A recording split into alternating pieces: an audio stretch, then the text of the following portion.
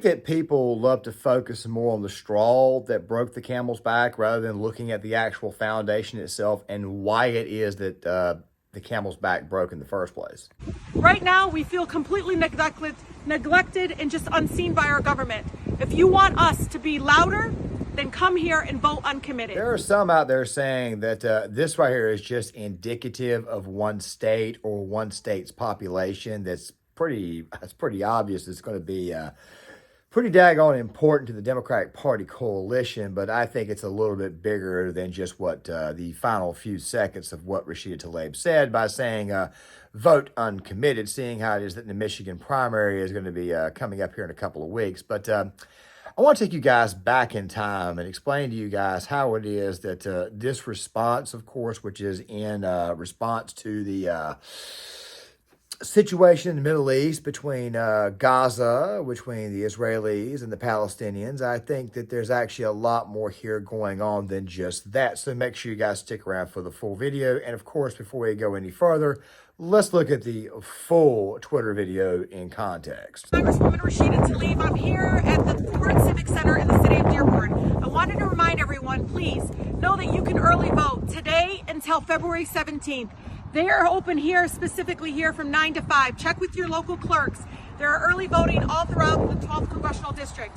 It is important, as you all know, to not only march against the genocide, not only make sure that we're calling our members of Congress and local electeds and passing city resolutions all throughout our country. It is also important to create a voting bloc, something that is a bullhorn to say enough is enough. We don't want a country that supports wars and bombs and destruction. We want to support life. We want to stand up for every single life killed in Gaza. I want you to think of El Shama. I want you to think of Rima. I want you to think of Sidra. I want you to think of all of the amazing young children and the people, again, lives were lost in Gaza. This is the way you can raise our voices. Don't make us even more invisible. Right now, we feel completely neglected and just unseen by our government. If you want us to be louder, then come here and Representative Rashida Tlaib, who represents a district right outside of Detroit, Michigan, which, by the way, is predominantly Muslim. And I'm not here to, let's just put it this way here. I'm not here to bash any group or not bash another, but just to be completely realistic about the situation. Now, guys, I have released a couple of videos on this, and I think it's a little bit bigger than just Gaza and the situation that's going on there, as I mentioned in the opening. I think it actually goes back a lot further than that. But like I said, we'll get to that more towards the end of the video.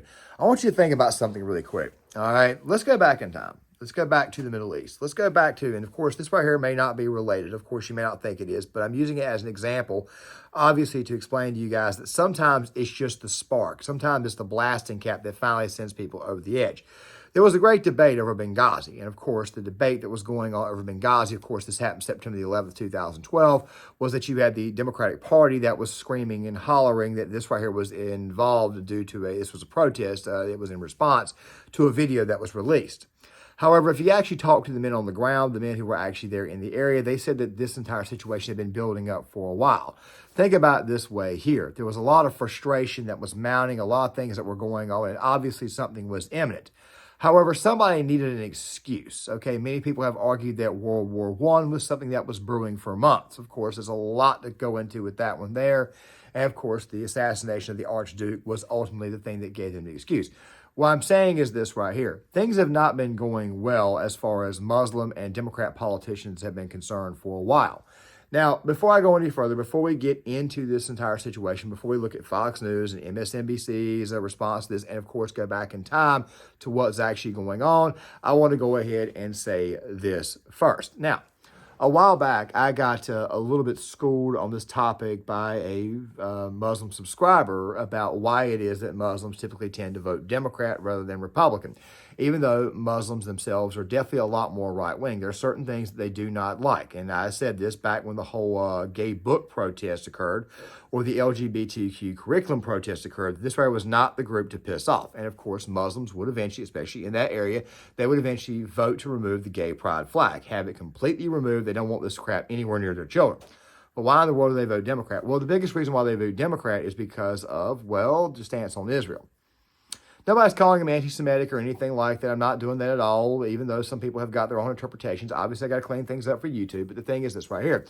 I was under the impression at that point in time that the real reason why they voted Democrat was because of the area that they live at. Democrat politicians allowed them to do more of what they do. I was wrong about that. That's not the main reason why. It's obviously the stance that is on the nation of Israel. That right there is the reason why. You see, Republicans take a much, much more proactive approach when it comes to protecting the nation of Israel, where Democrats, on the other hand, have a little bit more of a laissez-faire type position, or they claim they do, even though the current administration gave money to Iran before Hamas decided to attack Israel on October the 7th. We can talk about the intelligence failures and all that stuff there in a later video. But the thing is this right here. Due to this right here, due to the fact that the Democratic Party takes more of a peace position, or they typically traditionally have always done that, they tend to vote, of course, Democrat as a result of this. Now, if you are of the Islamic faith, please comment in the comment section. If I got something wrong, please say something. I would love to hear what you guys have got to say. Please go ahead and say it. Put it in there anyways. But let's take a look at the reaction and response to this. Now, first, I want to take a look at this guy right here from MSNBC, because obviously he's a little bit upset that a certain group or a certain population is saying, you know what, I think I'm going to stay home on election night. So in a new video, it was posted to X, Democratic Congresswoman Rashida Tlaib is telling her constituents to vote uncommitted instead of voting for President Biden in the Michigan primary, Dawn. Any concerns that Michigan voters who followed Tlaib's advice think it applies to the general election too? No, well, yes, because you're talking to a voter who's not extraordinarily informed, and there might be some confusion there. But let's talk about how the realities of politics works in Washington, D.C. I got a lot of friends and family in Detroit. I care a lot about that proud Black community. What up, though, to all the folks in Detroit? When Jalen Rose Leadership Academy and Wayne State and Cass Tech don't get the proper appropriations from the Democratic administration, the Democratic president, remember it's because your Democratic congresswoman told them to not vote for the Democratic president in the primary. And she won't have the excuse that, well, I was saying primary, not general. You don't slap the president in the face and then expect to be treated as a member of the caucus in good standing. And so Rashida Tlaib is not there to represent the squad. She's not there to represent Palestine. While there's merit in all those things, you're there to represent your hometown constituency in the city of Detroit. And I will tell all my friends and family in Detroit that your congresswoman has failed you and frankly embarrassed you, and there could potentially be ramifications. Now, really quick, think about my Benghazi example really quick, because it's going to come up again towards the end of the video, and you're probably going to hear me say it at least one or two more times. But the reason why I'm bringing up the Benghazi example is because people, for the most part, focus in on the spark. They focus more on the blasting cap rather than what was going on underneath. Okay, so you're probably thinking to yourself, wow, somebody is obviously upset about certain donations. This right here is the failure of identity politics. We'll definitely be doing a much, much more expansive video on that this year, so that way you guys can understand why identity politics is completely and totally unsustainable, and of course why it will fall apart. As a matter of fact, the next person I'm about to talk about actually brought this up as well, and he unintentionally gave away the game. The thing about identity politics is that you're practically getting a bunch of voters, a bunch of minority voters and independent voters who are voting primarily off of single issues. And of course, if those single issues are not fulfilled, eventually those voters say, screw this, we're not going to shut back up. The idea of the Democratic Party is to get the vast majority of minority voters, certain types of people who are more single issue. They pander to those single issue. For example, we'll take the LGBTQ community. For example, they'll say we want abortions for T's. Even though we obviously know that that right there will never happen. This is kind of what I mean by the excessive pandering. Of course, when it comes to Black voters, voting rights, even though they already have voting rights. Or when it comes to Muslim Americans, we will keep the peace in the Middle East, even though you have a president right now who's actually giving money to both sides of the aisle, playing both sides of the aisle. Biden would probably just be better off just leaning into the pro-Israel side, but still at the same time, though, we will get to that at a later date. This right here is an issue that many people, one person in particular, Greg Foreman, believes will actually destroy the Democratic Party as a whole, because a lot of Democrat and liberal Jews are waking up and they're seeing that their progressive friends absolutely hate them. They hate the nation of their origin, hate their religion, all that type of stuff. This right also includes secular Jews who are atheists. They are finding out that these people absolutely hate their guts. And of course, my man just kind of alluded to that with certain universities, certain HBCUs not getting money. I don't think that the Islamic nation, I don't think the Muslims who live in Dearborn, Michigan, or the Muslims that live in New Jersey, the ones who live in New York, which, by the way, these right here are the areas with the highest amounts of concentrated Muslim populations, really and truly care about HBCUs. I don't think they really care at all, so it's almost like you're preaching to the choir. But let's listen to this other guy. So, David, given Don saying that, little concern this could spill over, this advice and this suggestion from Rashida Tlaib could spill over to the general election, how much could the opposition in general from within his own party hurt President Biden in the campaign? To defeat Joe Biden.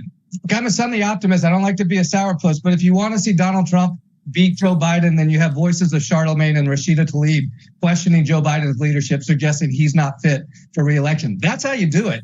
Democrats beating themselves. I mean, right now, Democrats have been given a historic opportunity with an alliance of independents and disaffected Republicans that showed up with the Democratic coalition in 18 and 20 and 22. And you're telling me going into 2024 that a sitting Democratic congresswoman and a leading voice on the left are going to say, nah, we don't know about our guy. Maybe we shouldn't support him. That's a bunch of hot garbage. The political aspect of this will be coming up a little bit more towards the end of the video. I meant to break this video down into more parts, but here's the thing. When he says a coalition of independent voters, disaffected Republican voters, back in 2018, what really happened was that disaffected voters were disaffected with Congress.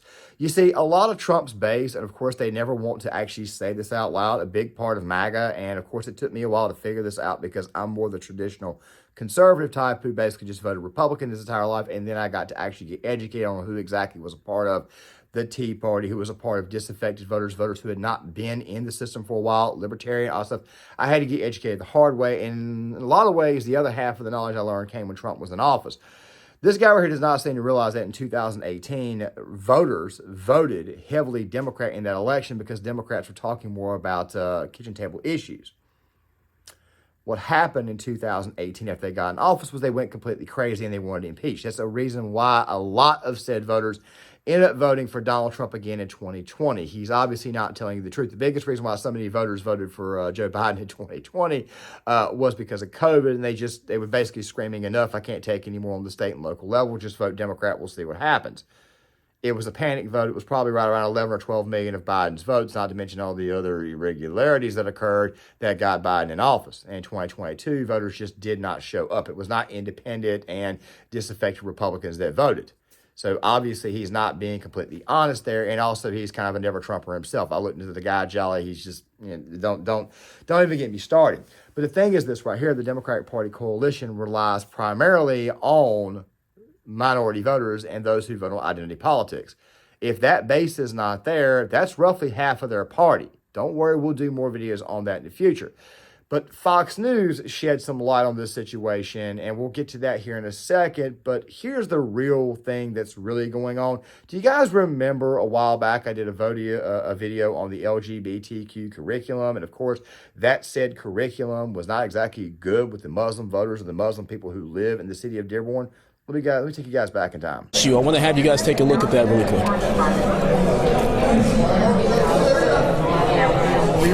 So let's stop pretending this is about protecting children from books. We all know this is about erasing our LGBTQ students and staff. It was literally written on signs people brought to the meeting on Monday. If parents do not want their children to read a book, they should not allow them to do that. But to voice their views of one group of citizens on the rest of Dearborn doesn't work either. This is what Hitler did, and we all know how that worked out. A normal, psychologically sound and stable mind would come to a conclusion that that specific material is nothing but sexually explicit. To the LGBT community, the majority of parents are not here to attack your right to exist in a free society. Criticism of age-inappropriate content is not criticism of the LGBT community. As I said before, Muslims who live in the Dearborn area, Muslims all around, were already upset with the Democrats anyways. They were already pissed off. And as I've said before, if there's one group of voters that you really and truly don't want to piss off under any circumstances, it's definitely the coalition that has its roots mired in the Middle East. As I said before, Muslims typically tend to vote Democrat, okay? But this entire situation with Muslim voters getting disaffected with Democrat politicians started at this moment here. It started with the LGBTQ curriculum. They did not want their kids exposed to it. I'll put more things in the description box so you guys can see it, and I'll try to bring up the videos that I did on this very same topic. They were pissed, they were angry, and they were screaming no vote to Rashida Tlaib. So it wouldn't surprise me if Muslim voters just said screw it and just stayed home and didn't go out and vote non-committal at all. It just wouldn't surprise me if they just said screw this and stayed home. As a matter of fact, there's actually a 50-some-odd state coalition of Muslim voters who are saying we don't want to go out and vote, period, or we may vote or write somebody else's name in other than Joe Biden, which, by the way, would destroy his presidency and destroy his reelection chances because there is a high concentrated of Muslim voters that are in Wisconsin, in Pennsylvania, New Jersey. Jersey wouldn't really matter, neither would New York in the overall vote, but when you factor in when you factor in Pennsylvania, when you factor in the state of Michigan, the state of Wisconsin in, possibly even Minnesota.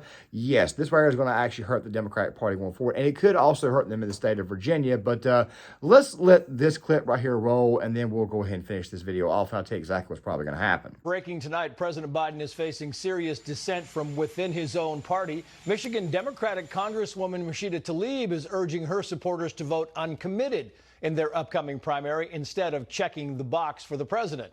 Correspondent Mark Meredith tells us why tonight from the White House. Mark, good evening. Trace, good evening to you. One of the most liberal lawmakers in the House says it's now time for the party to pick a new standard bearer. But with primary season already underway, it's unclear if those calls for change are coming too little, too late. President Biden returned to Washington with fresh criticism for House Republicans refusing to support a sweeping foreign aid package. The way they're walking away from the threat of Russia, the way they're walking away from NATO, the way they're walking away from meeting our obligations is just shocking. But it's Biden facing outrage from members of his own party. Progressive Michigan Congresswoman Rashida Tlaib, a Palestinian American, furious over Biden's continued support for Israel, wants Democrats to protest vote in next week's Democratic primary. Right now, we feel completely neglected and just unseen by our government. If you want us to be louder, then come here and vote uncommitted. Tlaib's calls for change spotlighting the bitter race underway in Michigan. In 2020, Biden won the state by less than 3 points. Now, Fox News polling shows President Trump leading in a rematch. Trump beating Biden by 2 points, but within the margin of error. Michigan Democrats tell Fox it's far from over. There's nobody better than Joe Biden. I think the campaign needs to let him get out there and be who he is. And I also am sick and tired of everybody talking about his age. The president, who is 81, insists his age should excite the President of the United States. Axios reports White House aides plan to use next month's State of the Union address as a reset to show Americans Biden can handle 4 more years as commander-in-chief. But now, I tossed in that little bit of Biden's age, but the only reason why I'm tossing in that little bit is because you will see at the State of the Union that this guy, once again, if you did not think he was fit for office, you'll see once again that he's clearly not fit. He's not mentally there. But going back to that vote total, you see, the Biden administration not having Muslim voters could absolutely destroy the party. It's also very possible that they might not have Jewish voters as well. Altogether, both is about 6% of the population, and it's a guaranteed 6% that's going to vote Democrat every time. If that stays home, then next thing you know, nationwide, as I said before, Biden is possibly losing about 6 points of his advantage. That right there is going to be devastating, and there's also the possibility that a lot of these voters actually swing to Donald Trump, especially given everything that's going on in the nation as far as the economy is concerned and inflation and, of course, everything going around the world. Muslim voters are not okay with the fact that the Biden administration has taken this milquetoast approach, especially when it comes to Israel and Gaza, when they themselves are somewhat or inadvertently responsible. I personally don't think that they're inadvertently responsible. I think that they're actually responsible itself. My thinking is that the Biden administration gave them the money as a trap. They gave the money to Iran, and they probably didn't anticipate Hamas attacking right away, but they obviously would. And I think what's happened since then is that Biden was thinking I could step in and save Israel and everything would be okay. It would give me a foreign policy victory. But the truth be told is this right here, and nobody really and truly cares about this situation as far as his voters are concerned. They just don't want to go to war. So regardless of what take that Biden has at this moment in time, he's screwed either way. And of course, Muslim voters are a big portion of that block in these battleground states. And of course, if he loses that, he's screwed. Guys, tell me what you think in the comment section. I would love to hear what you guys have got to say. Please hit the like button, subscribe, share the video, sound off in the comment section. This video is supposed to be released on Wednesday. It's supposed to be a makeup video for a video that I just got a big bad copyright claim on involving Leonard the God. I call him Leonard because it's his real name. But it's very possible this video may get released tomorrow at lunch. It really just depends on how the rest of the day goes. Please, though, hit the like button, share, subscribe, leave a comment. Please send it to your friends and family. You guys can follow me on Facebook, and I'll see you guys later.